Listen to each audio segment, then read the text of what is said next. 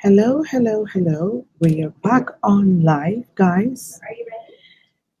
Good morning. Thank you so much for joining the Civilized Presence. I am so sorry. We had a problem, um, and I believe that we've gotten this sorted. And we are just going to get things going at this point. Um, so, hello, guys. Okay, so Ella, I think we're ready to shoot now. I am just going to check this from a different screen and just make sure that things are running properly. Hi, I'm testing the volume. Um, I think they should be fine right now. Just 1 second, guys.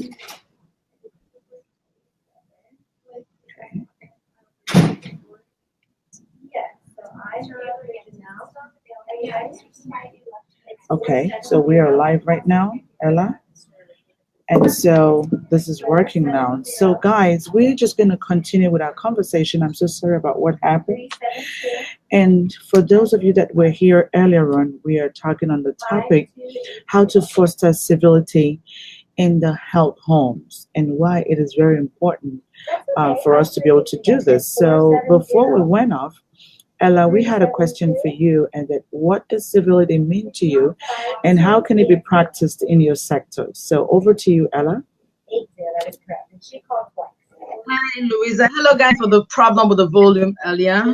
I was just having fun with myself, and I didn't know that you guys couldn't hear me. So if it's better now, just let us know, okay? So, Louisa, thank you so much for this beautiful opportunity to come on a esteemed talk about something as important as civility. Civility, I'll start by defining it, and I want to say that I'll be talking within this long-term care, like assisted living, nursing home communities, and also the home health sector, because that's where I've experienced. I'm not going to talk about the nursing or the healthcare in general. I'll just be limiting my conversation to that area and how civility. But then let me talk a little bit. Let me give a description, people in the audience that don't understand what we're talking about and civility for us. So the dictionary defines civility in a nutshell as being, and civility experts say it's creating an experience of ease with another person, whether that person it really doesn't matter. But also for us personally, I see civility as the how in a relationship. Our business relationship is a business of a situation where lives happened and it's brought different family members together to a very strong bond. So the relationship is usually between us, the business owners,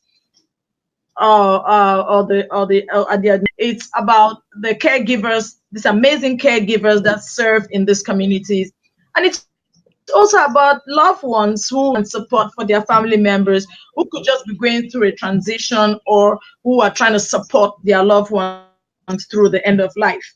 And so a group of people have come together to create this strong relationship.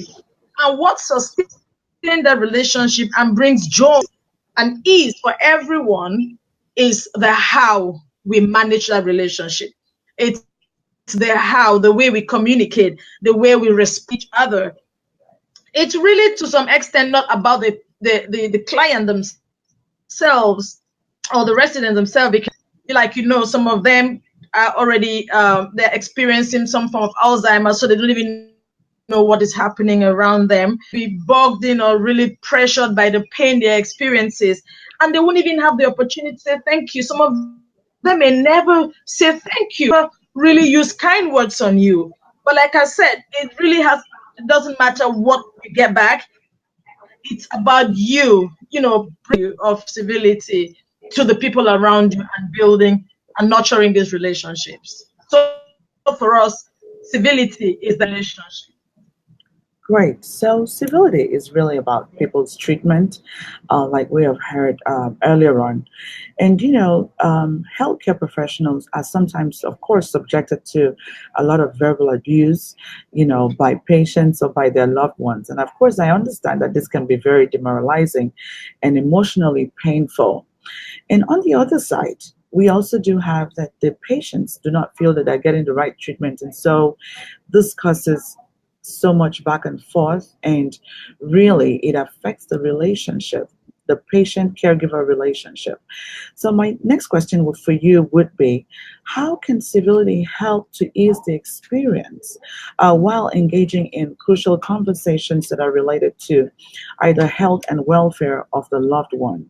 How can civility be helpful with such conversations? Over to you, Ella. Thank you, Louisa.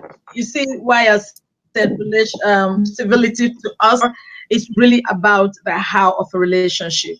You're Mhm. very correct with that question out there because in this business, a lot of tension sometimes, right? So loved Mm. ones are very pressured and can be very irritated and can be very angry up when they get a sense or they imagine or they get proof that their loved ones have been abused.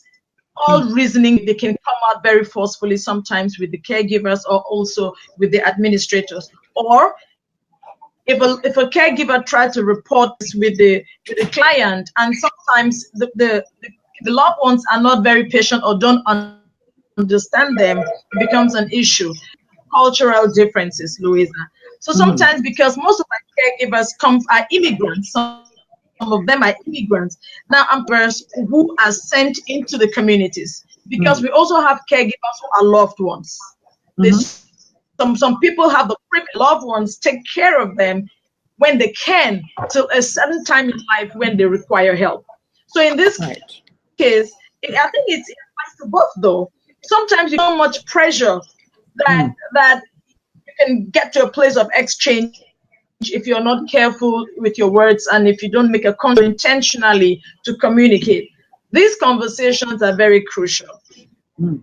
And Mm. so, and it on all sides though, it's not only for the loved ones, also with the caregivers. Sometimes a loved ones may want to ask a question and feel insulted, could feel dishonored, could feel taken advantage of, and then they too can react, and Mhm. it could cause a clash. Mm. Um, Ability education is very important because it helps us manage our emotions, it helps us manage our social skills, and Mm. handle those very difficult conversations in such a way that it creates ease, Mm. for other involved in that conversation. Great. Thank you so much. So, based on the report, a lot of people are choosing home health versus community, like assisted living or the nursing home. And so, what is your take on this? Is this a false representation of what is happening in the home, or what could be the main cause of this gap? And what are some of the things that the long term facilities can put in place to be able to improve the experiences of the loved ones and also the caregivers that work with them to grow their business? Over to you, Ella. Louisa, this is very amazing question, and it's also a very robust question because the Mm. answers to this question, and it comes in many different facets. And the actors, in trying to answer this question, the actors, the people involved are also different groups of people. And also that conclusion sometimes really the opinion of people that have had bad experiences in certain facilities. Maybe even at home, a caregiver has abused a loved one, or the impressions or experiences that they've had in facilities out there. Yes, there are some bad facilities, long-term care, I mean, some bad nursing homes and assisted living that have treated patients, clients, have treated residents very poorly. They Mm. may have, down on caregivers, loved ones, and they may not have treated them well in many different ways. But I also want to say there are many companies who are doing a great job taking care of our residents. Mm. It is the responsibility of family members also to go into these communities and do a research, a fact finding, and assess it. Most of these communities are members coming in and getting a tour. Where I worked before, one of the top long-term care, top assisted living facility in the for like I worked for them for like a year plus. Mhm. They even go as far, and I think a lot of others do it too. They allow you to come, they allow you to have food on them Mhm. with other residents. So then you get the chance to find out about their experiences. Then no one is controlling you, no one is monitoring you. You go Mhm. in the community and you dine and with the caregivers, and you have caregivers around there helping to serve. So that is your chance to ask any kind of question you want to ask. If you want to investigate, your opportunity to investigate. So I think that caregivers and loved ones should go into those investigations and make those findings so they can make the best choices for their loved ones. Some people really don't like to go out. They still want to enjoy the independence of their homes. They don't want to deprive them of that. So Mhm. as long as they are free to stay in their homes, their loved ones will hire caregivers, and that's where we, as home health agents and as staffing agents, we send trained, specialized caregivers, awesome caregivers, the homes of these amazing people who want to enjoy the independence of their homes. We send them there to take care of them. Situation is different for everyone, but then it's also important to know that as much as people want to stay in the independence of their home, there comes a time when medically they can no longer stay in their homes because now they need more specialized skills. Most of the people we send in the homes are maybe nursing assistants or companion caregivers or nurses that just go from time to time and take care of certain things. But you come to a point in your life where you need specialized care. You need to go to where you have the experts to help take care of you, Mhm. whether you're transitioning from a hip transplant or it's an accident or it's just you're aging, you're getting to the end of your life. You need to be in a Mhm. place where experts can really take care of you. So it's sometimes, whether you like it or not, in those facilities in the community, or you can be in your home as long as you're medically and physically fit to be there, givers to take care of you in your homes. So I would say the thing I would not say is a lie or it's true. It depends on experiences, and like I said, they have an opportunity to do some more research and all of Mhm. that. Thank you so much, Ella. And I do know that sometimes a lot of nurses do not feel, they do not feel appreciated, and sometimes it could be a problem of the agency that's not sourcing the right candidate to do the job. Because there are different kinds of nurses with different personalities, and some people are good and great at taking care of kids, and some are more patient to work with the older people. So I do think that it's important for the agencies as well to really be careful and pay more attention, especially when they're trying to hire people for this position, because you cannot do this if you do not have any form of empathy. If you're not a kind individual or passionate, it is impossible for you to do this, because we have different kind of people in the home health or in the healthcare or home system, and we have patients who are suffering from various diseases. Some of them have actually lost their sense of reasoning or belonging, and so they are very frustrated. So you must be able to be patient with them. And I had said this before we ended the other video, saying that the patients really do not have any special training on how to be a patient. They just know that they are sick, and they walk into the facility. I mean, the only thing that the hospital does is to have some stickers on the wall that says "Turn your phones off." Maybe that's the only thing. There is no training for the people. Absolutely. So because the health Okay. because the healthcare So, givers are the ones who have an opportunity to go through a lot of years of training, they should be able to have a little bit more patience with the clients. so, Louisa, I would say this in different folds. The system they allow caregivers in service, what is called in services. So from time to time, they get back and they are trained on certain to keep them updated, and then also the administrators to maintain their license. They too Mm, also have to go through some sort of continuing to get their licenses updated. So they get some training. They get training all the time. But the question is, right. what kind of training do they get that can really impact on the quality of service that they offer to this that need their help desperately?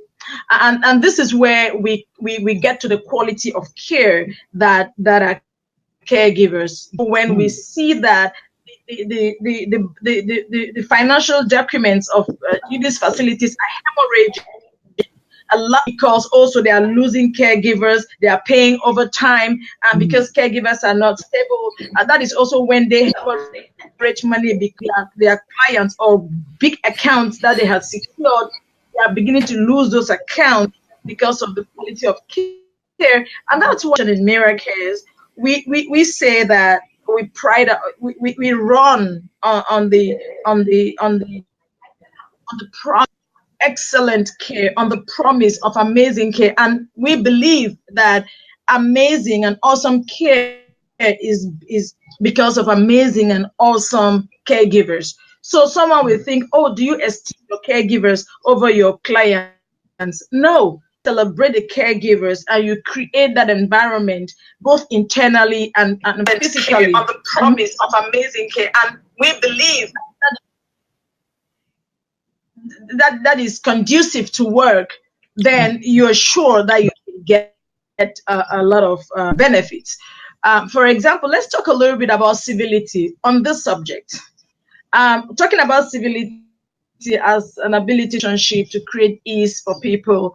A lot mhm, of caregivers that you would see in our communities are immigrants. mhm. And we have a lot of issues of cultural competences here. Right. And then because of issues of cultural competencies, we also have issues of intelligence on the side of their supervisors and on the side of the families of the loved ones, right? Right. So Right. when it can does something in the sight of the supervisor, it could be wrong, but Mhm, for the caregiver, it might not be. If a supervisor is reprimanding a caregiver mhm, and she doesn't look in their eyes, it could be seen as disrespectful or could be seen as undermining. But the opposite of it is she thinks she's being very respectful by not looking in her eyes, right? right. And so because the supervisor does not understand the cultural competence or does not have a cultural competence in that culture, she could lose it, or she could have an impression about this caregiver, and that impression Mhm, go a long way to drive the relationship. Then the she's been picked upon, she doesn't enjoy the environment anymore, and it affects the she gives to the resident. Let me give you an example. There was a staff, we had that to a resident. She really didn't do nothing. I think for some reason they think that resident didn't like her because the resident always picked on her. You don't know at that time what is going through that resident's mind. You don't mm, know what happened in their past that is reminding them now, because remember, have Alzheimer's, so their short memory, so that kind of thing could happen. So I think the family member got to hear about it. The family member called the office and she was screaming, calling the caregiver F word, and all of that. And the mm, administrator, our job is just to appease the family member. But sometimes we should also should really tell them that people are hardworking. They are doing their best to serve these people. You should treat them with some respect and don't call them names because you won't like it. Not because you're paying them anyhow, or you can abuse them, or you can run them down. It's a relationship, right? If you treat them well, you get it. It's golden rule and civility. So I think civility really highlights the golden rule, right? So that relationship, it's very, you may not guarantee good care. But again, there is a woman who was living in her home, and she didn't have no one to help her, and who was very concerned about money, who never cared about her, would always come, just check her wound and leave. This woman and eventually lost her leg because a caregiver was not kind enough, was not empathetic enough, full enough to be patient to help this woman. Yet she was being paid a lot of money. So you see the problem, Louisa, is in, you cannot blame just the loved ones or the administrators. Some of the caregivers are just impossible out there too because they're out for money. Say this business is a business of empathy. It is not a money-making business. You have signed, every business has a code of ethics. Signed, you know the details, you know the expectations of this. If you have signed to take care of someone's loved one because they cannot be there to fight, you need to hold your end of the bargain and do your best to serve them. As the assent, you provide the necessary training to update you and to help you develop the competencies and the skill that you need for this next level of training. One of the things I would really recommend is, I know, Louisa, you guys have a lot of great packages on civility at the workplace, civility as individuals. Packages like yours could really be communities because we have in-services. We are required to do in-services. So long-term care facilities should introduce like yours, to begin to come in and teach cultural competencies and teach emotional intelligence, courtesy, simple respect, kindness, that to show the benefits of it, how we benefit everyone. When we do this, it's amazing. And the organization, we decided to include coaching into our program because we not only allow them to go into the communities and do this job, them too, so that they can become a part of that big vision. Most times, caregivers are disconnected from the vision of the organization, and that's why it helps them see the big picture. It helps them understand why they are doing what they're doing and how to do it. Coming back to the why as civility for us, it reminds them why they are doing the things they're doing and how importantly, how to do it so that we can ease. When family members, Louisa, pay so much money because it's expensive.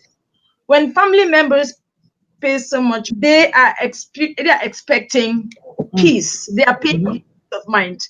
They are paying for loved ones because their loved ones invested in their lives. They feel that this is their time, paying back, for them. So when there's this kind of money, it's only right that we do our best to provide the best. We benchmark excellence.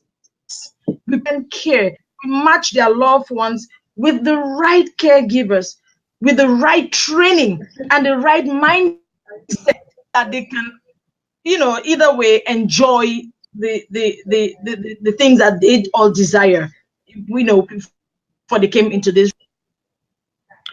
Thank you so much, Ella. I really do appreciate your being here, and we have learned so much. I'm sure that we're going to have a lot of questions afterwards with regards to this topic, and it's glad that you have. I'm really happy that you've pointed it out that the problem is not one way.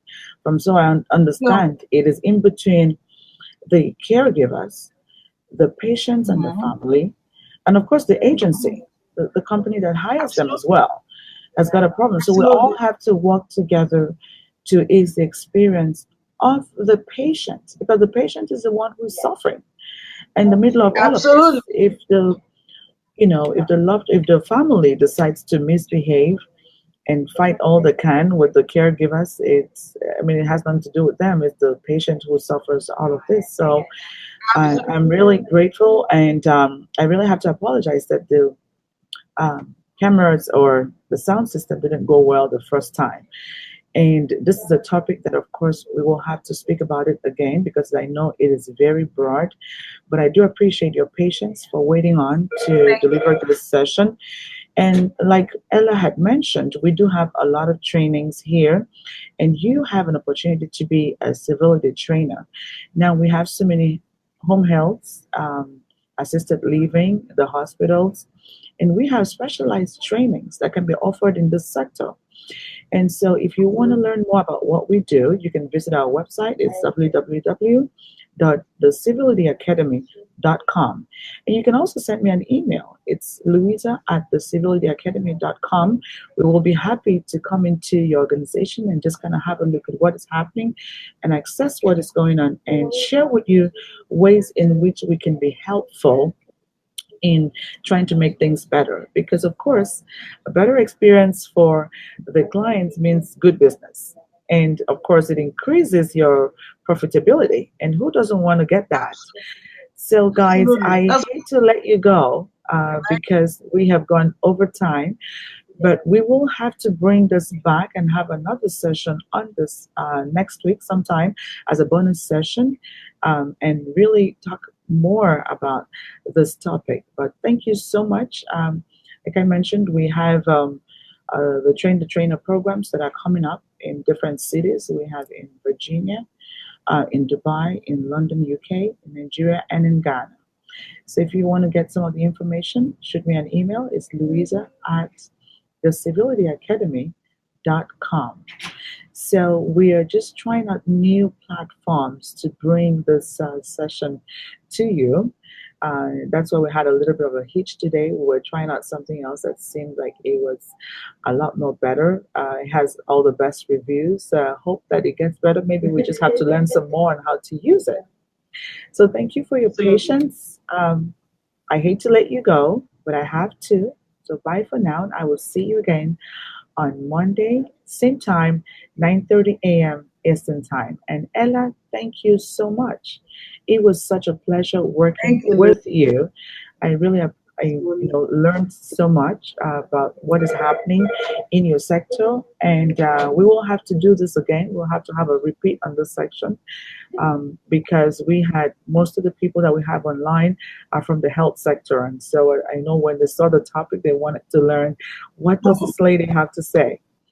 So Absolutely. we will be back again next week to repeat this session. But bye for now, and I will see you soon. Thank you so Bye. much. Bye bye.